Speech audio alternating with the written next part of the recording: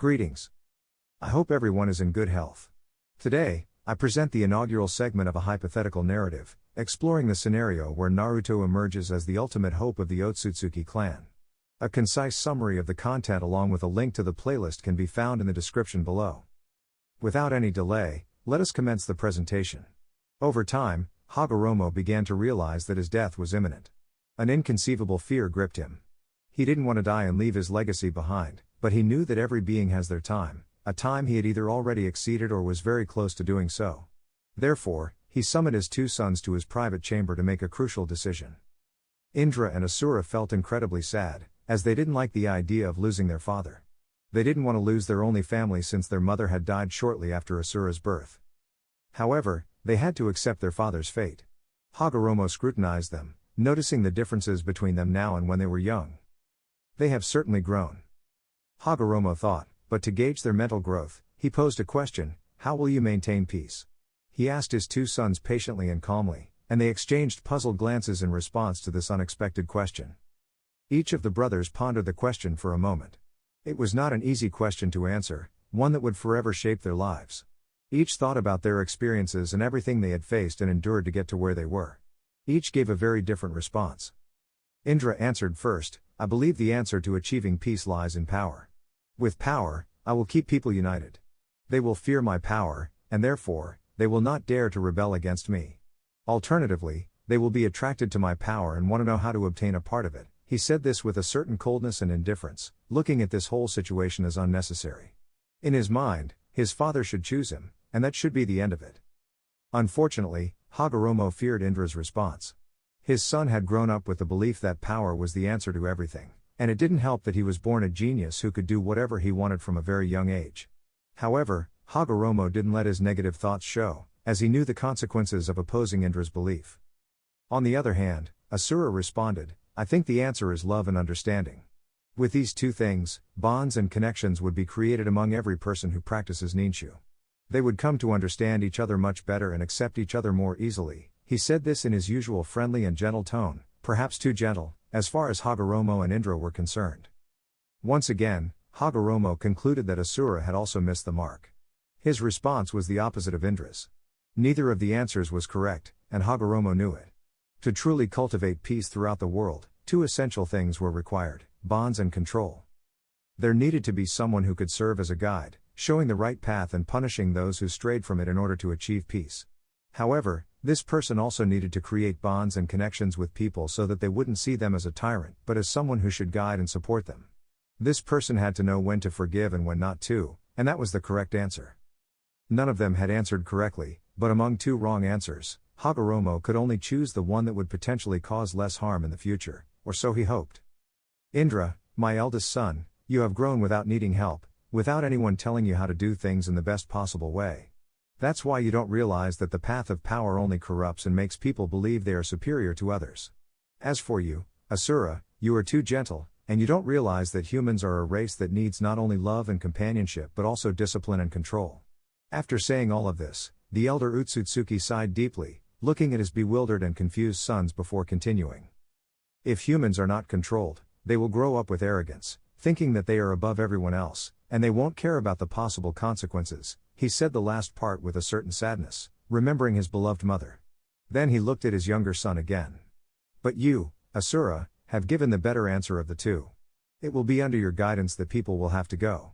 However, do not disregard your brother, as he is very necessary from now on and could mean either success or failure for all of this. Hagoromo said this with a firm yet gentle tone, a curious tone of voice.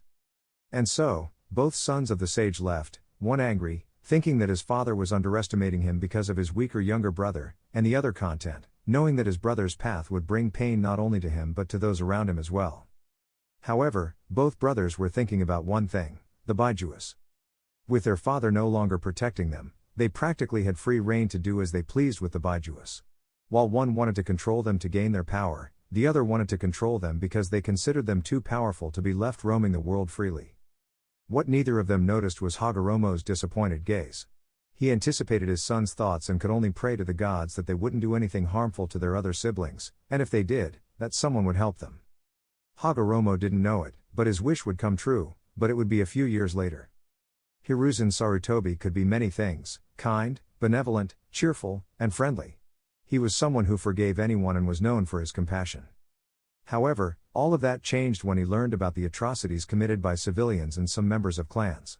They not only tortured a helpless 6-year-old boy but also, that boy happened to be Naruto Uzumaki, secretly Namikaze, the Jinchuriki of the Kyuubi no Yoko.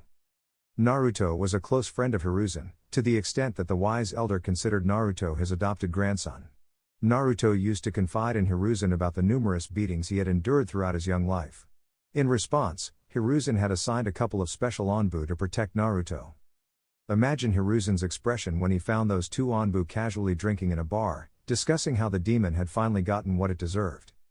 Taking both Onbu into custody and ordering them to be sent to Ibiki, Hiruzen rushed to where he had heard the Onbu mention Naruto's location. What he witnessed disgusted, horrified, and deeply disappointed him. "What have you all done, you bunch of fools?" shouted the Kami no Shinobi, more furious than anyone had ever seen him. The civilians and even some ordinary ninjas from various clans were celebrating as if it were a festival, a celebration that came to an abrupt halt with his powerful roar, striking fear into everyone present. One brave civilian inquired, though trembling with terror, Hokage-sama, what brings you here? The fear in the crowd only grew as the third Hokage turned his neck so swiftly in their direction that it seemed it might snap. What am I doing here? What am I doing here? The tone of Hiruzen's voice held a seething, simmering anger. What have you done here? He roared, his rage palpable. Without giving anyone a chance to reply, he summoned two of his most loyal Onbu, Nico and Inu, to arrest everyone. Though the civilians protested and some ninja tried to resist, Hiruzen grew tired of their defiance and simply used a katen jutsu on the civilian who had spoken earlier. Ah! Everyone turned to see the source of the agonizing scream, watching in horror as one of the civilians was slowly and excruciatingly incinerated by a jutsu unleashed by their own cage. It was a torturous death, and some couldn't help but recall how some Uchiha had used a similar jutsu on a child no older than 6, laughing as he screamed in a similar fashion. Hiruzen stood before them, his gaze colder than anyone could have imagined. "I won't kill you if that's what you're thinking," he said, eliciting sighs of relief from the assailants. "On the contrary, you will be tortured in ways similar to what was done to Naruto Uzumaki. However, unlike him, you don't possess any healing factors, so it's highly likely that you'll remain that way for the rest of your lives. And if I find out that you have killed an innocent 6-year-old child, not only will you be humiliated and executed in front of the entire village, but your families as well. From now on, it is strictly forbidden to harm Naruto Uzumaki." The Sandaime Hokage declared this with a chilling indifference before turning and leaving. No one had the courage to refute his words, they only begged for mercy and forgiveness. "He can't do this. Have mercy, Hokage-sama. Forgive us, Hokage-sama." These were the pleas of the civilians and ninja, but they fell on deaf ears as Hiruzen turned towards the crowd when an Uchiha shouted at the top of his lungs, that brat was nothing but a demon. He can't do this for giving that damn monster what it deserves. Hiruzen turned towards the Uchiha with an icy glare that the Uchiha seemed oblivious to. He was about to summon Enma to deal with the fool when a massive earthquake shook the entire village. It was powerful, but fortunately, it didn't last more than 3 minutes. Hiruzen couldn't help but fear the worst. This earthquake might have been a result of the imbeciles before him having killed Naruto, thus freeing the Kyuubi. So, he created a shadow clone and sent it to fetch an Onbu squad to assess the situation. "Inu, come with me right now. Nico, stay here and wait for reinforcements to take these idiots to the interrogation and torture department," ordered the elderly Hokage with a firm voice. However, the silver-haired Onbu, Inu, asked, "What's happening, Hokage-sama?" He was filled with anxiety and shared Hiruzen's grim suspicion. "These idiots might have killed Naruto, and you know very well what would happen if he died, Inu," were Hiruzen's words, chilling not only the civilians but also Nico. However, the one most affected was Kakashi, a close friend of young Naruto. Kakashi knew Naruto's true parentage and the mere thought of Naruto being dead made him nauseous. He stood there, frozen and silent. "Where is he?" Kakashi asked the civilians, most of whom had already fainted. But those still conscious noted the emotionless tone in the silver-haired Onbu's voice, which didn't last long. "Where the hell is he?" Kakashi bellowed, now furious at the abusers. They, for their own safety, decided to respond. Naruto was in Zone 6 of the Forest of Death, an area no one dared to enter due to the numerous predators. So, with Hiruzen's approval, they sprinted at great speed toward that location. Shortly afterward, An Anbu squad joined them, reporting that they had sent the culprits to the interrogation and torture department. Forest of Death, Zone 6, Naruto's mental escape. Naruto lay in the middle of a completely white place with nothing around. He was unconscious, but that didn't last long. Naruto mumbled before waking up and looking around. Upon seeing the place, he had a peculiar thought. All right, Naruto, you're dead, possibly because those idiots who attacked you finished the job. Now, how do I come back and haunt them like a ghost? It was a rather intelligent question for a 6-year-old, though given his age, it was understandable that he still retained some childlike traits. He glanced down and noticed a path of arrows made of leaves. He also saw that the path was quite long, so he decided to follow it. As he did, he couldn't help but think, all right, Naruto, do the most normal thing a person in your situation would do, follow a path made of dubious leaves to an unknown destination. Perfectly normal, and now you're talking to yourself. That's what he thought and said, although he didn't anticipate the next response. Yes, you're really odd, a young voice said. Naruto turned around but saw nothing. He turned back and looked in all directions, still finding nothing. Then, he looked up and his jaw practically dropped to the ground. However, he didn't pay much attention to that, focusing instead on the massive tree in front of him. It was gigantic, no better way to describe it, so tall that he couldn't even see the top, with a thick, wide trunk that made Naruto feel tiny. Something on your mind, kid? Came the response from the tree, with a voice that was both calm and somewhat amused. Did you just talk? Naruto asked in an equally calm but oddly flat tone. Yes, why? The massive tree asked, its tone dripping with curiosity. Darn, those folks from Konoha must have hit me harder than I thought, Naruto grumbled, somewhat annoyed by the strange hallucination he was experiencing.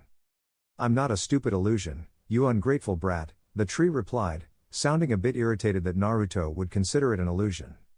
Hey, you're no one to talk, thousands of your kind get burned and cut down every day, Naruto snapped, growing very angry at the foolish tree before him. Don't you wonder why you're here? The giant tree asked, somewhat annoyed by how foolish the child was. Naruto thought for a moment and then nodded in response.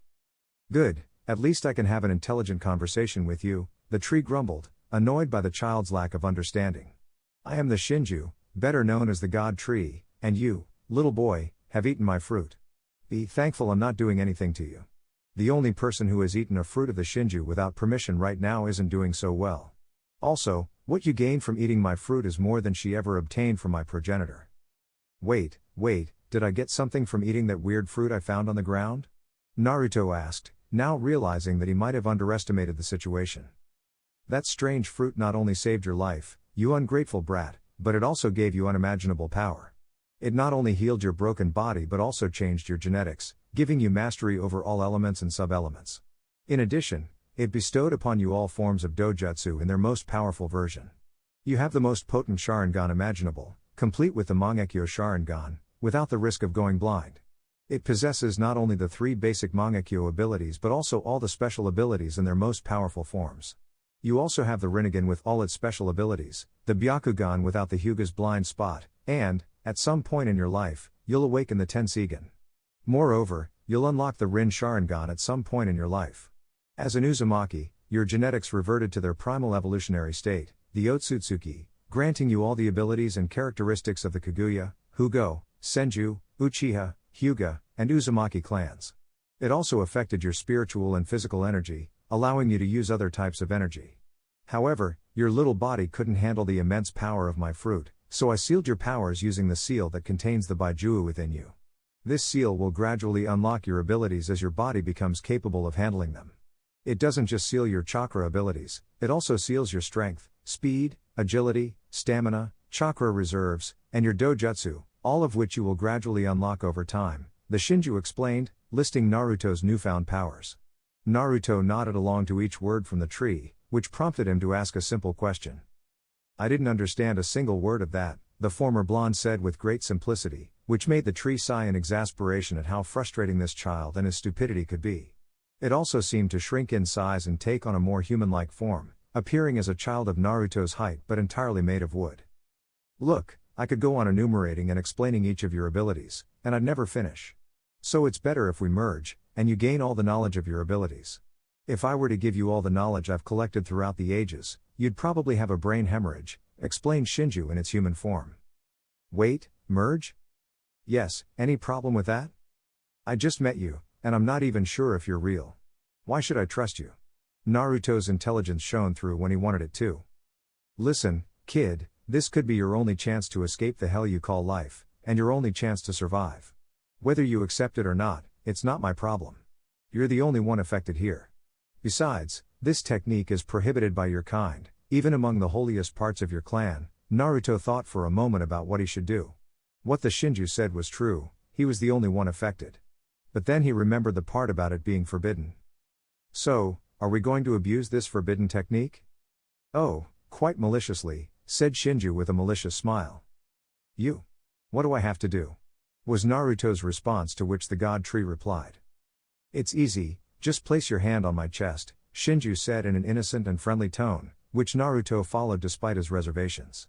Okay, now, lower, Shinju ordered, adopting a somewhat mocking tone that Naruto didn't notice as he placed his hand on Shinju's stomach.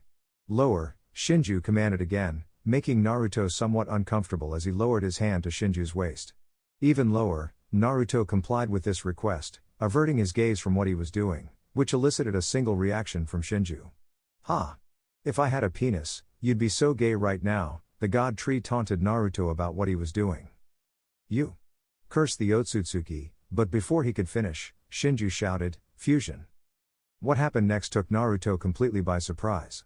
There was an explosion of purple chakra, and the next thing he knew, it seemed as if Shinju was being absorbed through his hand, and he felt as if his entire body was being influenced by Shinju.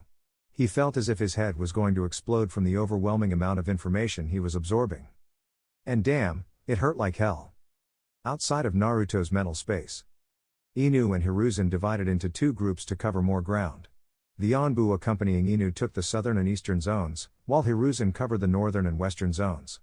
Both groups had orders to attack the Baiju'u as best as they could, hoping they could calm it down with Tenzo's Makuten and lead it out of the village.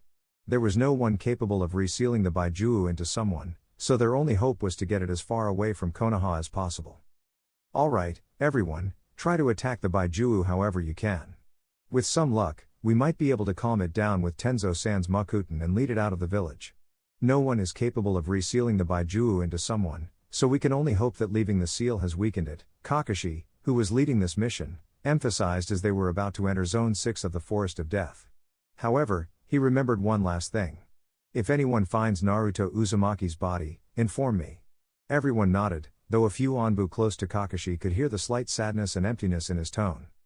After several hours of searching, taking precautions in case the Baiju'u was hiding to regain its strength, everyone was on the verge of giving up. Then, an Anbu shouted, Inu-senpai. Is that Naruto?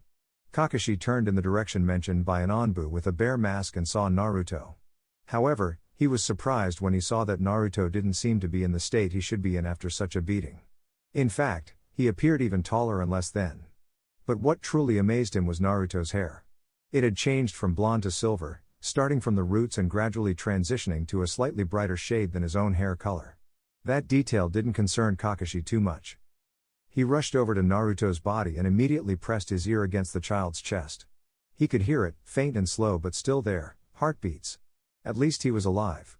So, he lifted Naruto onto his back and ordered all the Anbu to inform the Hokage that Naruto was still alive.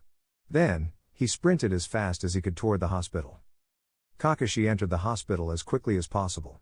Although Naruto was in perfect physical condition, the psychological trauma he would have to endure was enormous.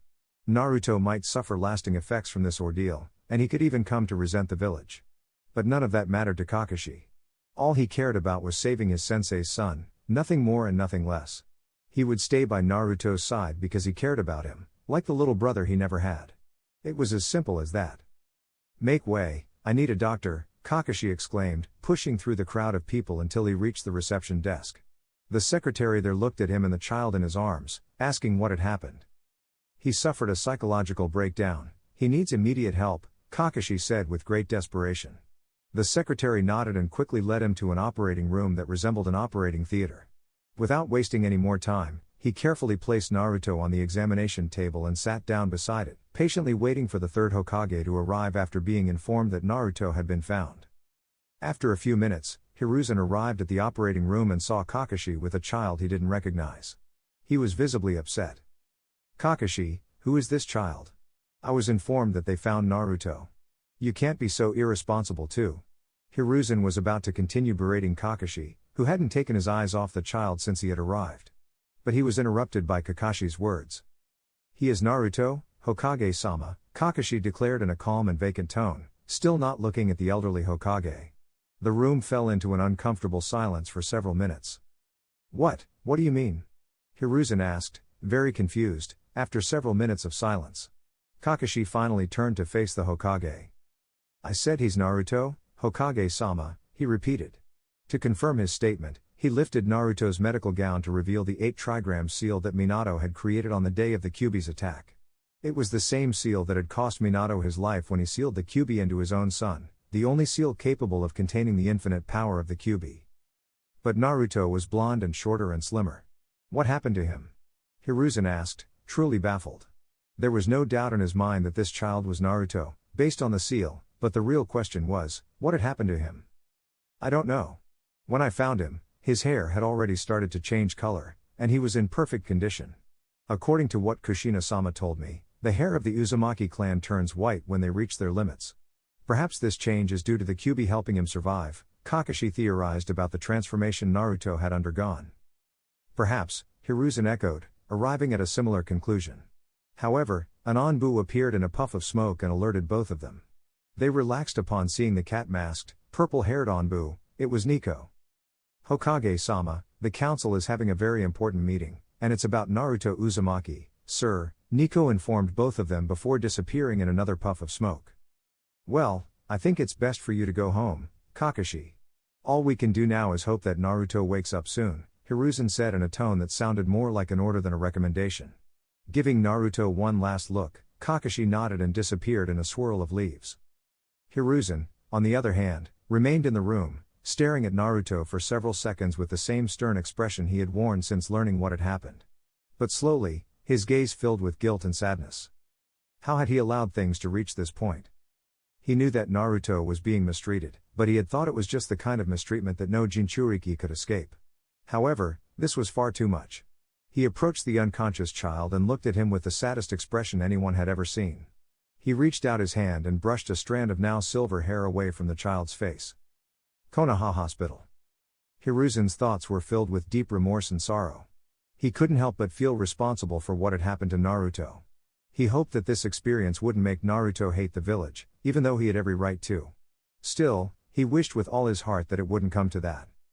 His desire might have sounded selfish, inconsiderate, or even illogical, but he refused to give up hope. He wanted to see Naruto grow up to be a good man.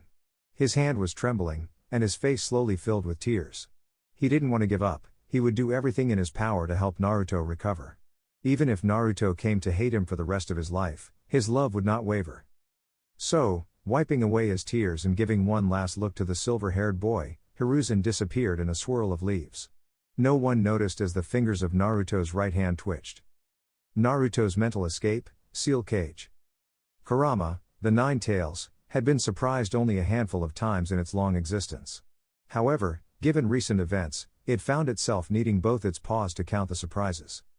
First, its Jinchuriki had somehow stumbled upon a fruit from the same tree that it and its siblings originated from.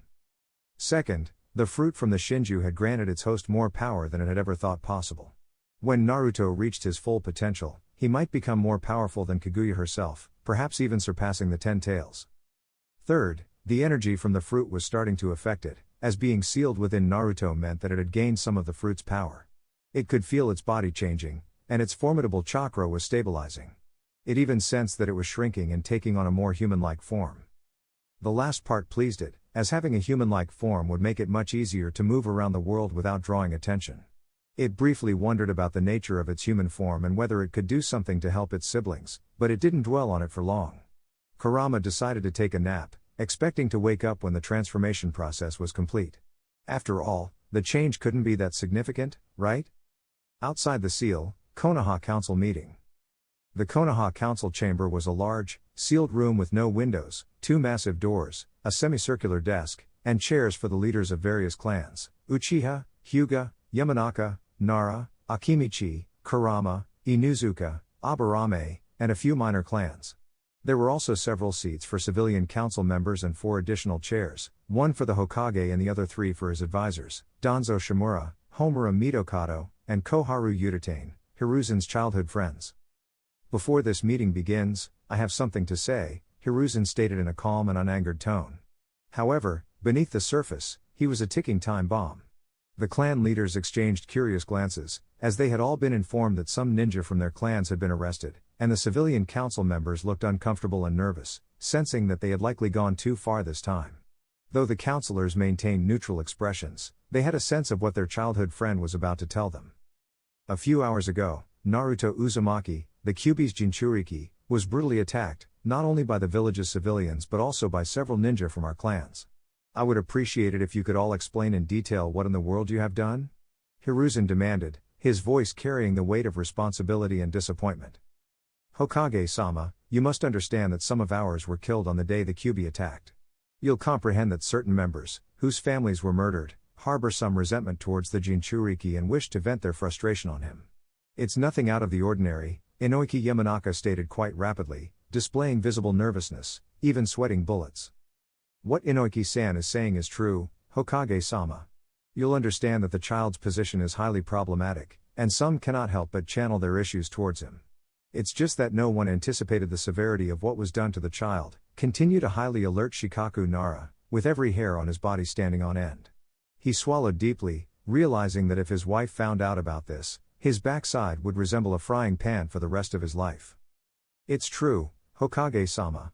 While we cannot harm the Kyuubi due to the seal, it is logical to assume that people may want to vent their frustration on the closest entity to the Baijuu, which is its container, concluded the seemingly calm and stoic Shibi Aburame, who appeared composed on the surface but was among the most frightened internally. Gradually, other clans began to voice their support, arguing that ninjas could not help but unleash their frustration and hatred on someone, and unfortunately, that someone had to be Naruto. Fugaku Uchiha merely grunted and averted his gaze, while Hiashi Hyuga remained stoic, internally questioning what had happened since he had never ordered anyone to attack the Jinchuriki. But Hiruzen could see the truth behind all the talk of venting frustration and hatred. They were afraid. They were afraid that if Naruto reached his full potential, there would be no one in the village capable of stopping him or telling him what to do. Proof of this was Danzo, who once told Kushina that she should submit to Konoha as the weapon she should be. He limped, with one eye and one arm missing as a result. If Naruto reached his full potential and, having endured all the hardship thrown his way, decided to take revenge, their deaths were more than certain. So, they wanted to encase the child in a bubble of fear, ensuring he would never dare to harm them. While the Uchiha did it out of frustration and because they suffered the most losses on the day of the attack, the Hyuga were sent by the clan's council of elders because they, too, feared that if the child reached his full potential, he might release the caged bird seal, as it was Uzumaki property.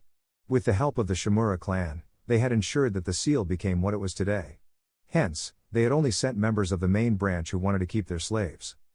However, Danzo captured everyone's attention with his next words. Hiruzen, if you ask me, it would be best to let me train the Jinchuriki. Due to the actions of different clans and civilians, he may develop great hatred towards the village. But if you let me train him, we not only prevent him from feeling hatred towards the village, but we also gain a powerful weapon without emotions. When Danzo finished speaking, he could see thoughtful expressions on the faces of the different clans who considered this a very good option, and the approval of the civilians who believed it would keep the demon from attempting anything. Rebelling against his superiors, he turned slightly to see the same expression on his comrades' faces. However, when he looked at Hiruzen, he noticed a cold, emotionless gaze directed at him, and a question that caught him by surprise. Danzo, answer me this, are you the Hokage? Hiruzen asked in a tone that was, until today, unknown to him, cold and devoid of emotions. No, Hiruzen, but you must understand. He couldn't finish his sentence as Hiruzen interrupted him. You've already answered my question. You won't include Naruto in your Anbu program, and that's an order, Hiruzen stated firmly, leaving no room for objections. However, Danzo had one last card to play. What if we put it to a vote, Hiruzen? I support Danzo-sama's decision, came from one of the civilian counselors. I also support it, another counselor added. I give my vote too, yet another chimed in. Gradually, all the civilian counselors began to cast their votes in favor. Hiruzen couldn't believe what he was seeing when, not long after, Even the clan heads gave their approval, except for the Uchiha clan head, who couldn't care less about what happened to the kid, and the Hyuga clan head, whose perspective on Naruto's situation was indifferent. A feeling Hiruzen had never felt before began to grow in his heart: disappointment. "You can't do this. He's just a child." Hiruzen protested, filled with anger and rage at the council's cowardly decision. Instead of accepting their actions and taking responsibility for them, they chose to further condemn the poor boy who had already suffered too much. "That child is the host of a Baijuu, and not just any Baijuu, the strongest Baijuu of all, the one that attacked Konoha 6 years ago," Homura stated in his usual harsh and cold tone, which only further infuriated Hiruzen. "They are right, and you know it, Hiruzen. What they have done to the Jinchuriki might indeed breed hatred towards the village. It's best to neutralize his emotions and prevent him from harboring any ill feelings toward the village," Koharu stated, this time without a trace of compassion for effectively sending a child to hell. However, internally, she couldn't help but be excited at the thought of wielding all the power of the Jinchuriki. "They are correct, it's what's best for Konoha, Hiruzen. Besides, the fire daimyo has given me his authorization in case this situation arose," Danzo added, displaying a letter sealed with the fire daimyo's mark.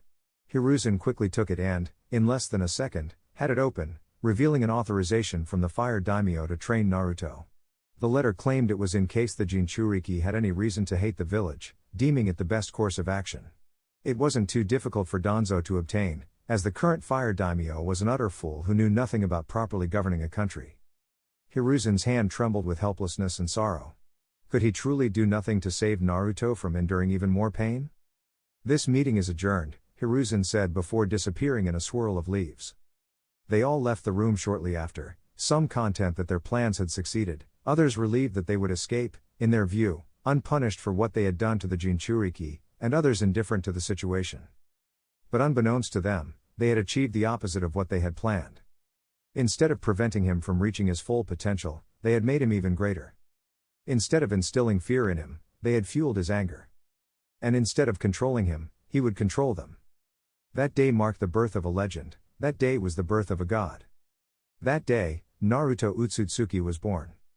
Naruto, Torune, and Fu had materialized in a billow of smoke within what could only be described as an underground base. The telltale signs were the colossal roots that dangled from the ceiling and clung to the walls.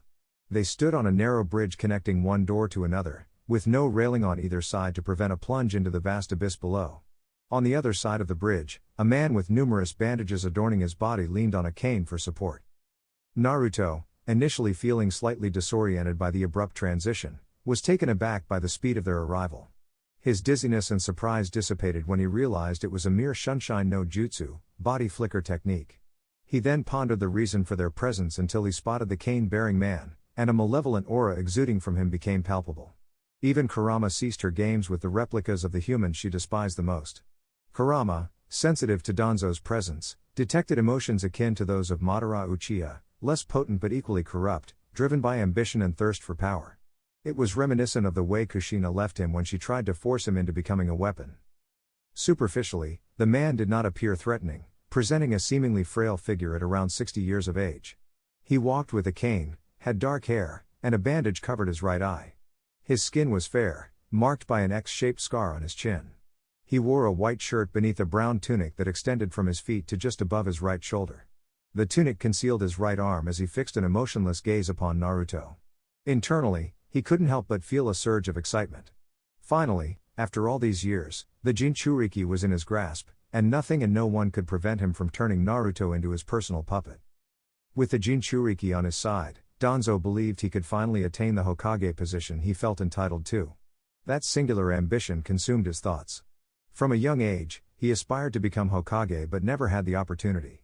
The first time, it was Hashirama and Tobirama who trained Hiruzen, seeing in him not only a child with great potential but also the only one worthy of the Hokage title. They never taught Danzo their secret techniques, sensing his dark intentions. After all, the Shimura clan had always had a tarnished reputation in the ninja world. That's why, even as a young man, he leaked a considerable amount of information from Konoha to set up an ambush against Hashirama, who had recently battled Madara and was not in his prime. Danzo had to admit his old sensei died fighting to the last breath, with a certain joy, hoping to reunite with his old friend in the afterlife and seek forgiveness. Next, It was Tobarama and his squad whom he sold information about their movements and whereabouts. His plan was to claim that he would sacrifice himself, but knowing Tobarama, he would choose self-sacrifice and pass the Hokage title to Danzo, the one with the courage to lay down his life for his fellow shinobi. However, Hiruzen, the foolish hero that he was, sacrificed himself, and Tobarama chose him over Danzo. But now, with the Jinchuriki on his side, Danzo believed he could finally seize the Hokage title. He snapped out of his reminiscence when he saw his two most trusted Anbu operatives with the silver-haired child. His Anbu's reports were accurate. The Jinchuriki's hair had indeed changed color after the brutal assault he endured. Now, he had to earn the boy's trust so he would accept his tutelage. The last time he had forced an Uzumaki into something, it hadn't ended well for him, to say the least. Before he could say anything, the young boy spoke first. "Who are you? And what am I doing in this place?" He didn't know this man or his intentions, but there was an unfriendly aura about him, and Kurama had warned him not to trust easily. Naruto decided to wait for a response. Danzo, maintaining his blank facial expressions, replied calmly, "My name is Danzo Shimura, Naruto-kun, and you are here because I see great promise in you. I can see in your eyes that you desire power, and I can provide that. With my training, you will become one of the strongest individuals in the village. And my personal weapon," he added mentally with a sinister chuckle, not wanting to frighten him and ruin everything. Naruto gazed at him for a few moments and retorted, "Well, it seems you know me, the little demon. But what do you gain from training me? What do you truly want?" "No one, absolutely no one, offers something without expecting something in return," Naruto asked with a hint of suspicion, not entirely believing what this man was telling him. Danzo was genuinely surprised. This child was remarkably intelligent for his age. The village had practically ensured he remained ignorant, but Danzo would personally ensure that he became one of his best agents. Therefore, he responded, "Please, do not compare me to those fools, Naruto-kun. I have always been aware of your potential. Unfortunately, our beloved third Hokage never allowed me to get close to you. However, the events of a few hours ago provided me with the opportunity for this encounter. Naruto-kun, I can train you and make you one of the strongest shinobi this village has ever produced. And what do I want? Well, it's simple. I want you to be strong and protect this village with all your might," Danzo concluded, extending his hand to Naruto. Naruto was contemplating this when he heard Kurama's advice. "Naruto-kun, wait, don't reject it. It's a good opportunity. Just tell him you agree, he doesn't need to know anything else about you. You'll receive his training, and when you're ready, you can leave this place. Plus, you'll learn to control your power faster," Kurama wisely counseled. After some thought, Naruto decided that it might indeed be the best choice. Not everyone offered to train him, and this could be a place to gain experience and master his abilities more quickly. With a broad smile, Naruto shook hands with Danzo, eagerly awaiting his training. He then followed Danzo through the right-hand door, while Torune and food disappeared in a puff of smoke. As he walked through the corridors of the place, he paid little attention to them, as he cared little about the environment as long as it provided him with food and training. He wouldn't complain at all. Danzo, on the other hand, was very pleased and had his own thoughts. "Yes. Just wait a few years, Hiruzen. The Hokage position will soon be mine," he concluded, smiling with absolute malice. Danzo had his own plans and hoped to see them come to fruition soon. Meanwhile, in another part of the village, an event was unfolding that would change history. Uchiha District. Clan leader's residence. Fugaku Uchiha was not in a particularly good mood, though it wasn't as if he was typically very cheerful. However, on this occasion, he was seething with anger to the utmost degree. His entire plan to turn the young Jinchuriki into not only a vessel for the clan's pent-up hatred and frustration but also to turn him against Konoha, thereby weakening the village for their future coup, was now at risk. The Uchiha clan had been among the most aggressive perpetrators against the child. As if that weren't enough, Fugaku knew he couldn't rely on Itachi. Itachi believed that honor and duty were more important than power, and he was also a close friend of the demon brat. In fact, Fugaku had recently had numerous arguments with Itachi regarding his position as an Anbu and demanding that he provide reports on everything happening within Konoha's special assault forces. Itachi simply responded that he couldn't because, according to the Hokage, they were not allowed to report anything related to the special forces to anyone. This was why his son wasn't part of the attack plan to take the village, as Fugaku knew the child would side with Hiruzen rather than him. Itachi was one of the clan's greatest prodigies, and if he reached his full potential, he could possibly rival the legendary Madara Uchiha. That's why Fugaku had instructed Shisui to monitor Itachi to ensure he didn't become a potential problem that could jeopardize their later conquest of Konoha. Shisui, however, remained unaware of this, as he was not only strongly inclined toward pacifism but also a close childhood friend of Itachi and the young Jinchuriki. When he entered his room, he found it empty, with the lights turned off. He activated the luminous seals with a half-hand seal to illuminate the room. As soon as the lights came on, he saw his son, Itachi, sitting in one of the armchairs in the room, his gaze colder than anyone like Itachi should have. Itachi sat with one foot on his knee and a glass of sake in his hand. Any ordinary parent would have scolded him, as Itachi was only 15 years old and shouldn't be drinking at such a young age, though Fugaku was far from a typical parent. "Tell me, father, what have you done?" Itachi's question was devoid of any emotion as he stared intently at his reflection in the sake-filled glass, his own face showing no emotion. "What do you mean, Itachi? And what are you doing here?" Fugaku asked this time, highly suspicious of his own son, thinking that perhaps Shisui had informed him of his plans, not straying far from the truth. "Well, I've had a rather eventful day, ever since I found out that Naruto was attacked," Itachi said, and he wasn't surprised to see his father growing uncomfortable. "I've been investigating many things, including the fact that you ordered several members of the main branch to torture and kill a 6-year-old child. It doesn't sit well with me," he added, tightening his grip on the glass, quite disgusted that his own father would do something like that. If it weren't for Shisui telling him everything, he might never have learned of his father's plans. Fugaku, who had gone from being uncomfortable to being annoyed, retorted, "So what? That brat is responsible for everything that has been happening to the clan. He's nothing more than a mere slave. The brat carries within him a beast that our ancestor discovered. Imagine the power we could gain, and how high the Uchiha clan could rise if we controlled that brat. But that damn brat never obeyed us, even though we are his superiors. He never submitted to us as he should have. He would have continued ranting about how the Jinchuriki should obey them if Itachi hadn't grown tired of hearing him talk." Fugaku fell silent when he saw how his son poured the sake to the floor and stood up in an instant. As this happened, he watched as what appeared to be bones made of reddish chakra began to surround Itachi, at first just forming a ribcage that enclosed him completely. Then, he saw what looked like an arm beginning to grow. Before Fugaku could react, Itachi's Susanoo arm had already ensnared him. "Itachi, what does this mean?" Fugaku's question was desperate, and more than anger, he was scared. He knew exactly what this technique was, and his fears were confirmed when he saw his firstborn's eyes. They were red like any Sharingan, but this one had all the veins inside the eye completely red and emphasized, with blood dripping from his eyes. The typical 3-comma design of the Sharingan had now changed, it was now a 3-pointed curved shuriken, while Itachi maintained his cold and stoic gaze, as if he wasn't even looking at him. Itachi, on the other hand, recalled the previous day when he visited Naruto at the hospital shortly after Hiruzen left. Flashback. Konoha Hospital. Itachi stood in front of Naruto's bedside. He had arrived shortly after Hiruzen and Kakashi had departed. Seeing Naruto lying on the bed and remembering what was reported within 30 minutes by those interrogated by Ibiki regarding what had been done to Naruto, to his little secret brother, he couldn't help but blame himself for everything. He was supposed to protect Naruto as his older brother. Even though he couldn't entirely blame himself, it didn't lessen his guilt. How could he have fully trusted two Anbu he didn't even know to take care of Naruto's safety? While they were two of the most trusted Anbu of the Hokage, they hated Naruto as much as everyone else in the village. Memories upon memories flooded his mind, but one sentimental moment in his life overwhelmed his thoughts. Itachi looked at Naruto's face, even though he knew Naruto wouldn't hear him, he let the words flow.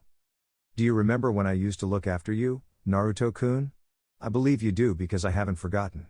At first, I took care of you because the Hokage asked me to, but I also did it because my mother and yours were great friends. But little by little, I grew to care for you like a brother. You were the one who showed me how beautiful life can be, no matter its dangers. You always woke up with a smile." More memories poured into his mind, of how he took care of a 5-year-old child, telling him to be careful while walking, of how he was there when Naruto turned 3 at his birthday party with Hiruzen, Inu, and a few others who didn't hate Naruto. "Sigh, I'm leaving the village for a long time, Naruto. I don't know if I'll come back or if I'll be alive when we meet again," Itachi said, clenching his teeth, not really wanting to leave and abandon his Ototo. However, he had heard rumors of an organization targeting Jinchuriki, and he knew it was best for Naruto's safety. He also trusted Hiruzen and Inu to prevent Naruto from suffering any more pain. "I just ask, no, I beg you to remember that I will always be there for you. Even if you hate me, even if I'm just an obstacle you have to overcome." When Itachi finished, he felt something akin to cold water running down his cheeks.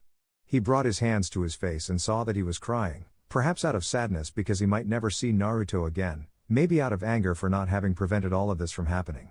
But that wasn't important now. He had agreed with Shisui to discuss a matter with his father concerning Naruto. So, wiping away his tears, he looked at Naruto, and before leaving, he tapped the unconscious silver-haired boy on the forehead, and a flash of red chakra generated on his forehead, disappearing as quickly as it had come. "Take it as a farewell gift, Ototo," were the last words Itachi spoke before disappearing in a puff of smoke. Present. "You know, father, I've realized something in this clan, except for the branch members, everyone is the same. They get caught up in trivialities and lose sight of what's important. It's impossible for us to progress if we're stuck in the fog of arrogance and pride. How can we evolve if we only know what's established?" Itachi's cold question received no answer from his father. Perhaps it was because the Susanoo was squeezing him harder and harder, although Itachi didn't expect a response. "I've finally found the answer to that question, father, by cleaning up the trash in this clan, starting with you." Another squeeze from the Susanoo, and Fugaku exploded into a shower of blood. Itachi remained completely unaffected. His father had always forced him to train practically from the moment he could walk. Of his two parents, his mother had always been the more understanding one, as she had actually been the one to provide Shisui with information about the coup. However, he was surprised when he saw that his father was still alive. But he remembered that as soon as he obtained the Mangekyo, he had gone to read about what it could do among the Uchiha scrolls. Flashback. Uchiha Library. Itachi was in the middle of the Uchiha Library, perusing the many books it contained, most of which were filled with clan techniques and information about the Sharingan. Nothing he didn't already know. However, this time he had a particular destination in mind. He walked through the dimly lit corridors until he reached a wall that led to a room that had originally been part of the Uchiha grounds during the clan wars, but had been moved to the location where Konoha was being constructed. This wall had a strange engraving of a whirlpool, resembling the Mangekyo Sharingan of Indra in the manga. Itachi knew what he had to do. According to his father, when his eyes reached the next level, he had to open this door with them. The first time he didn't understand what his father meant, but now he understood perfectly. So, he activated his Mangekyo Sharingan, and although he was about to try using those strange black flames he had seen Shisui use in combat, the door seemed to react to his eyes. The door opened to reveal a smaller library. Itachi entered and saw several scrolls that, despite their age, didn't appear to be very worn. He picked up one and read the title. History of the Sage of the Six Paths.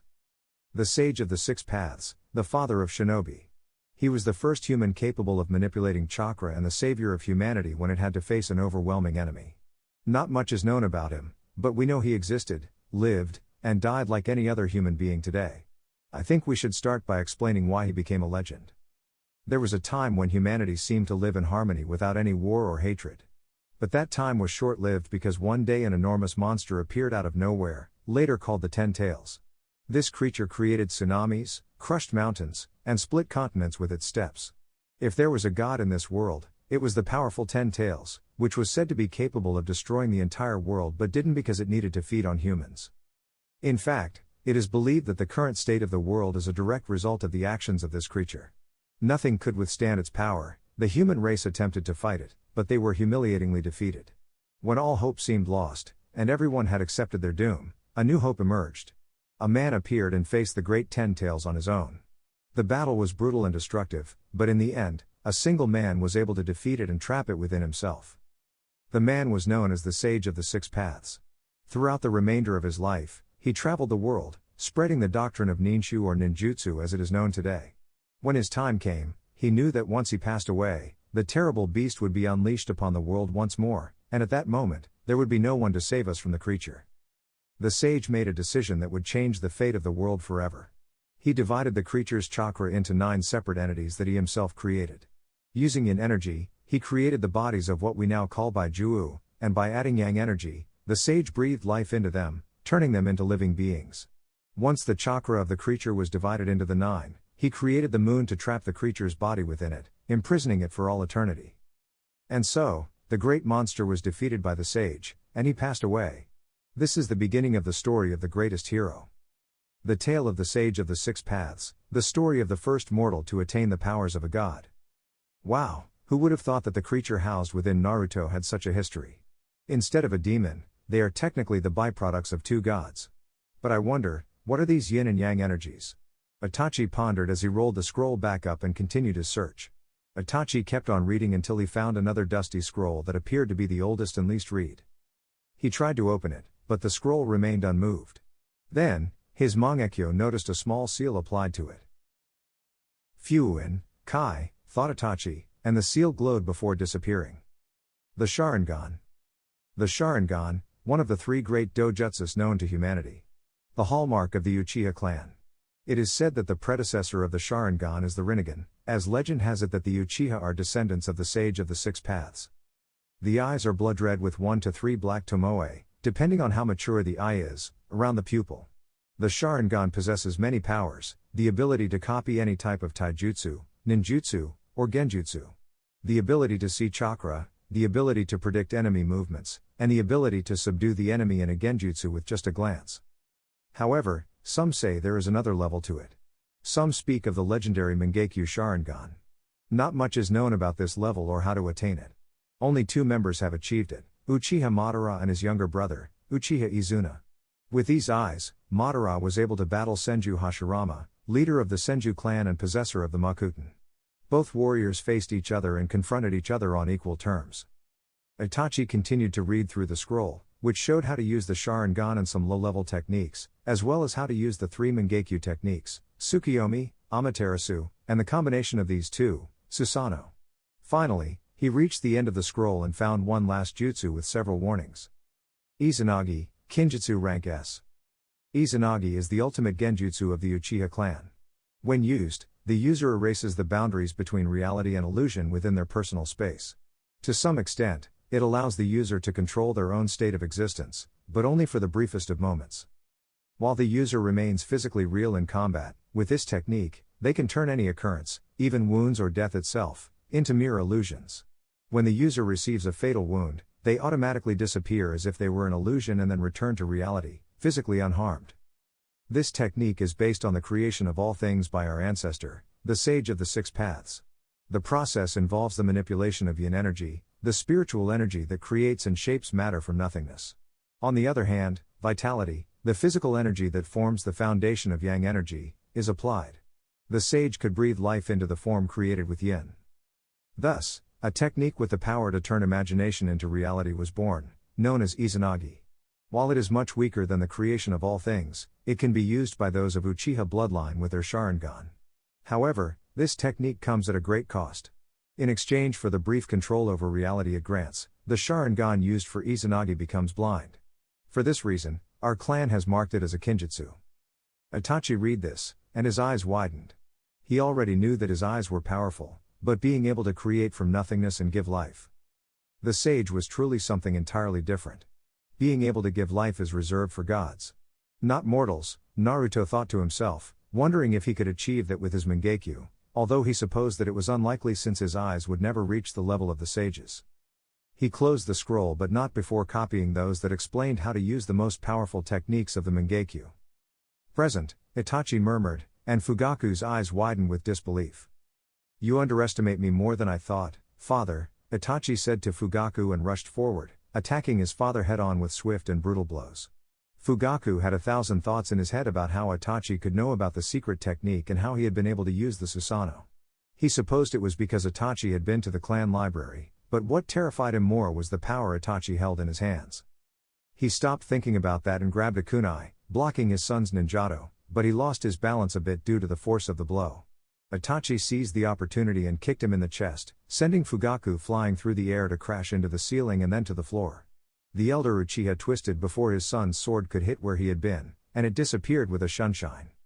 He looked back to find Itachi again covered by the Susanoo, but this time there seemed to be a bottle of sake with what looked like a sword coming out of the tip, held by the skeletal hand of the Susanoo. Fugaku couldn't react as the lethal blow struck, and the Susanoo's sword pierced his chest. Fugaku's eyes widened as he died once more. How? His voice filled with disbelief, saying it with his last breath. "You were always too predictable," his son replied with a hint of mockery, watching as his father fell to the ground, dead, this time for good. As soon as he saw his father's body fall, he deactivated his Susanoo, breathing heavily and feeling something warm running down his eyes, surely his blood. The warning in the scroll had been real: if you didn't have the eternal Mangekyo Sharingan, using the Susanoo was incredibly painful. He quickly composed himself. He had to prepare. A new massacre was beginning, but this time it would be against the perpetrators of the old one.